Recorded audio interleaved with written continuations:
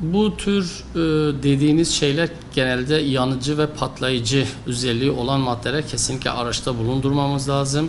Bu tür şeylerin, bu tür durumların yaşanmaması için kesinlikle araçta bulunması gereken ilk yardım çantası, bunun yanında yangın söndürme tüpü, bütün bunların olması gerekiyor. Bu yanıcı ve patlayıcı maddeleri kesinlikle sıcak havalarda bulundurmamak lazım araçlarda. Aslında yani bu tehlikeyi tamamen ne kadar etki ettiğinden ziyade dikkat etmemiz gereken hususlar vardı. Sıcak aylarda bu patlayıcı, yanıcı maddeler kesinlikle araç içinde, aracı park halindeyken bırakmamak lazım. Diğer zamanlarda da aynı şekilde belli aralıklarla araçların, mesela normal park ettiğin zaman kesinlikle bunları araçta bulundurmamak lazım. Hangi önlemlerden ziyade öncelikli trafikte dikkat, saygı ve empati olması gerekiyor. Çünkü sürücüler, biliyorsunuz, her arabaya binen insanlar, trafikte saygı önemlidir.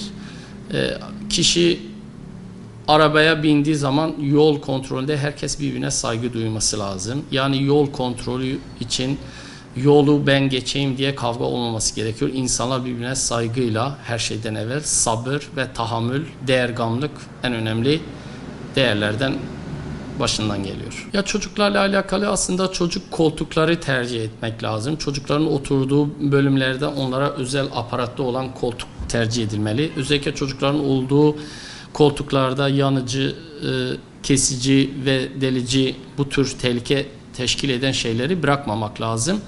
Bununla beraber yani çocukların emniyet kemeri olmazsa olmaz. Bu sadece çocuklar için de, yetişkinler için de kontağı vurmadan kesinlikle emniyet kemeri takmamız lazım. Bu riski azaltmak için en önemli şey nedir?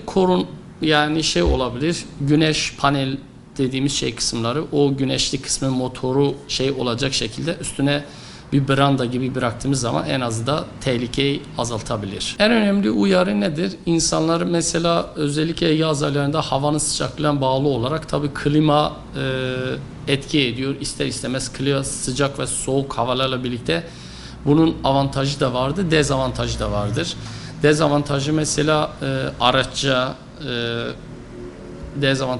mesela zarar verilebilir. Özellikle araçları 2-3 saatte bir durdurup dinlenmek lazım. Serin yerleri tercih etmek lazım.